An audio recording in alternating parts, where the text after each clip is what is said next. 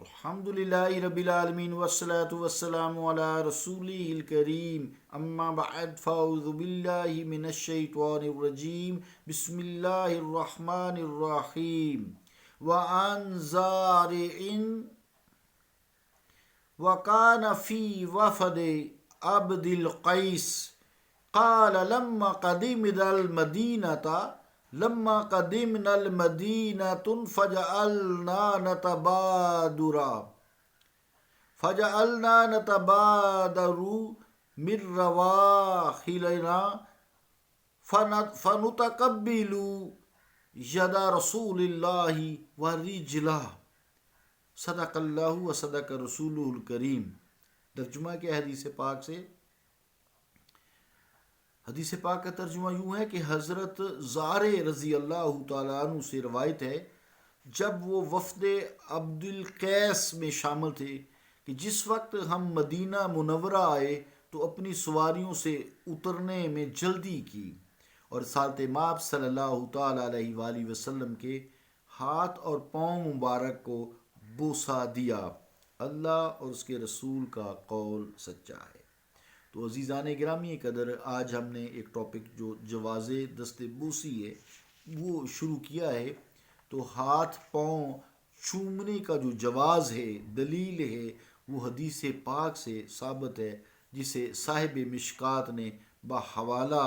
ابی داؤد روایت کیا ہے، جو میں نے حدیث پاک پڑھی ہے، جو حضرت زارع رضی اللہ تعالی عنہ سے روایت ہے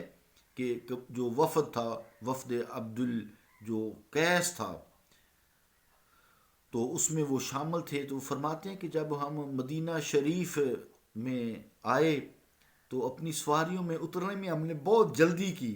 اور سالت مآب صلی اللہ علیہ وآلہ وسلم کے ہاتھ اور پاؤں مبارک کو بوسہ دیا۔ تو اگر صحابہ رضی اللہ تعالی عنہم اجمعین کے اس عمل میں ذرا بھر بھی اشتباہ شرک ہوتا تو آپ صلی اللہ علیہ وآلہ وسلم تو شرک سے بچانے کے لیے آئے ہیں۔ آپ صحابہ کرام رضوان اللہ تعالیٰ اجمعین کو یقیناً منع فرما دیتے، بھئی یہ شرک ہے، تم نے یہ میرے ساتھ تو سلوک نہیں کرنا، یہ میرے سامنے یہ شروع کر رہے ہو سلوک میرے ساتھ، میں تو شرک سے لوگوں کو بچانے کے لیے آیا ہوں۔ جیسا کہ ایک اور موقع پر صحابہ رضوان اللہ تعالیٰ اجمعین نے اذن سجدہ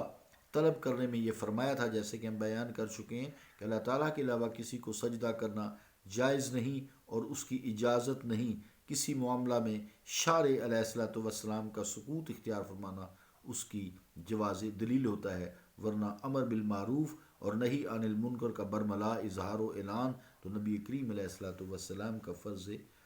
منصبی ہوتا ہے۔ تو اس حدیث پاک سے ہمیں معلوم ہوا کہ اگر کوئی شخص محبت سے، عقیدت سے، پیار سے کسی شخص کو، بچے کو، اپنے ماں باپ کو، استاد کو، اپنے شیخ کو، اپنے پیر صاحب کو، یا کسی بزرگ کو، کسی دوست کو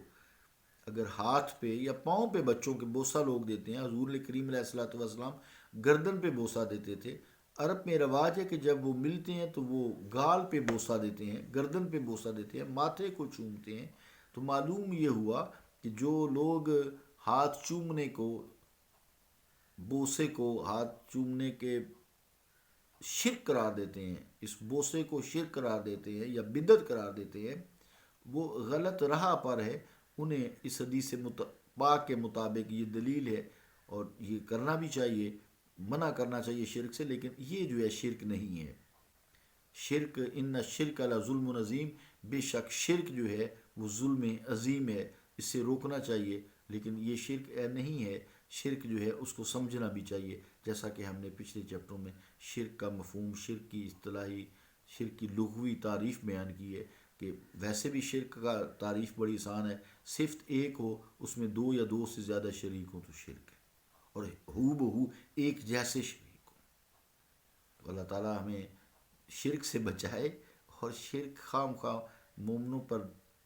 فتوے لگانے والوں سے بھی بچائے، اور انہیں بھی اللہ تعالیٰ ہدایت عطا فرمائے، ہمیں بھی اللہ تعالیٰ ہدایت عطا فرمائے۔ صلی اللہ تعالیٰ علی رسول خیر خلقہ محمد وعلی آلہ وصحبہ اجمعین برحمتک یا ارحم الراحمین۔